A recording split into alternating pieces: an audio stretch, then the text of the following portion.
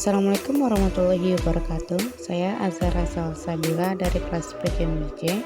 Di sini saya akan membahas tentang konsep dasar penelitian. A. Proses berpikir ilmiah adalah suatu proses berpikir yang menghasilkan suatu pengetahuan diiringi dengan mencari kebenaran secara logis dan analisis. Berpikir ilmiah merupakan suatu proses berpikir secara sistematis, faktual tentang objek tertentu sehingga menghasilkan suatu pengetahuan ilmiah yang disebut dengan ilmu. Yang B. Perbedaan berpikir ilmiah dan berpikir non-ilmiah. 1. Sumber pengetahuan. Berpikir ilmiah menyandarkan sumber pengetahuan pada rasio dan pengalaman manusia, sedangkan berpikir non-ilmiah mendasarkan sumber pengetahuan pada perasaan manusia. Kedua, ukuran kebenaran. Berpikir ilmiah berdasarkan ukuran kebenarannya pada logis dan analitis suatu pengetahuan, sedangkan berpikir non-ilmiah mendasarkan kebenaran suatu pengetahuan pada keyakinan. Yang kecil, proses berpikir non-ilmiah adalah kegiatan berpikir yang dilakukan oleh seseorang yang hanya menggunakan akal sehat, perasaan, dan intuisi yang kebenarannya diperoleh secara kebetulan tanpa melalui proses pengumpulan data. Tujuan dari pola pikir ilmiah ini adalah untuk mempelajari sarana berpikir ilmiah adalah untuk memungkinkan kita untuk menelaah ilmu secara baik. Fungsinya itu, fungsi berpikir ilmiah sebagai alat bantu untuk mencapai tujuan dalam kegiatan ilmiah secara keseluruhan.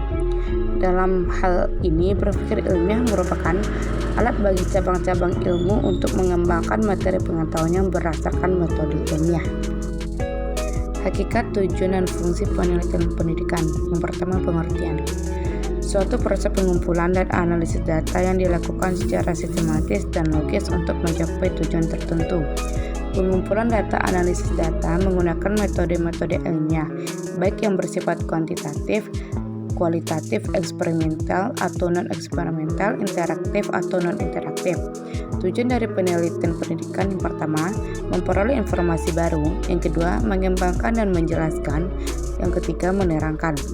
Fungsi penelitiannya berdasarkan jenisnya ada fungsi penelitian dasar, penelitian terapan, penelitian evaluatif. Kalau berdasarkan tujuannya ada penelitian deskriptif, prediktif, imperatif, dan penjelasan. Pendekatan penelitian kuantitatif dan kualitatif. 1. Pendekatan kuantitatif berarti jumlah atau banyaknya suatu hal. Pendekatan kuantitatif berarti pendekatan yang bersifat menjumlahkan atau mengumpulkan. Pendekatan kuantitatif sering disebut juga dengan pendekatan positivistis yang mengikuti paradigma positivistis.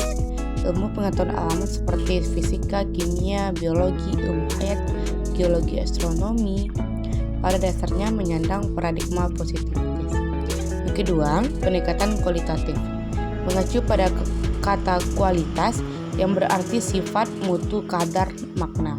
Pendekatan kualitatif mengenai beberapa strategi penelitian seperti disiplin ilmu, etnografi, etnometodologi, fenomenologi, pendekatan yang bersifat naratif, grounded theory, studi kasus, Tringlum method.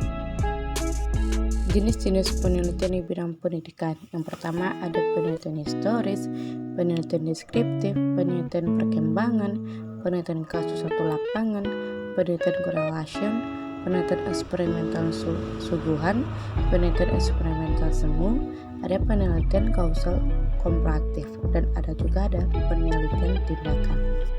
Komponen proposal dari berbagai penelitian. Yang pertama ada judul. Judul merupakan etalase dari suatu penelitian yang menampilkan keseluruhan rencana penelitian. Kedua adalah latar belakang. Latar belakang merupakan pengantar yang menjelaskan secara singkat materi penelitian yang ditulis secara sistematis dan terarah. Yang ketiga ada rumusan masalah, yaitu dapat berupa pernyataan masalah atau pertanyaan masalah. Yang keempat ada tujuan penelitian. Tujuan penelitian hendaknya diuraikan secara singkat dan jelas serta menggunakan kata yang bersifat operasional seperti menguraikan, mengidentifikasi, menggambarkan. Yang kelima ada manfaat penelitian. Manfaat penelitian hendaknya diuraikan singkat dan jelas. Yang keenam ada tinjauan pustaka, berisi uraian teori yang mendasari penelitian. Yang ketujuh ada kerangka konsep dan hipotesis.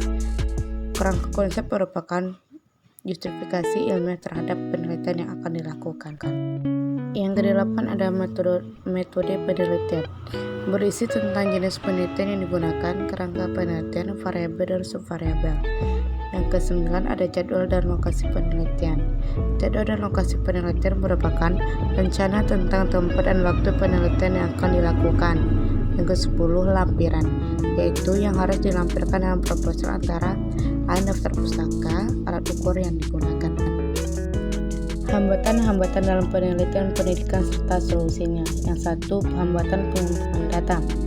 Hambatan yang penulisan hadapi dalam mengumpulkan data penelitian adalah peneliti menemukan kesulitan dalam mencari data yang paling tepat dan cocok. Dalam hal ini adalah teks yang mengandung nilai moral sesuai dengan ciri-ciri moral yang telah dikutip berdasarkan teori. Yang kedua ada hambatan menganalisis data.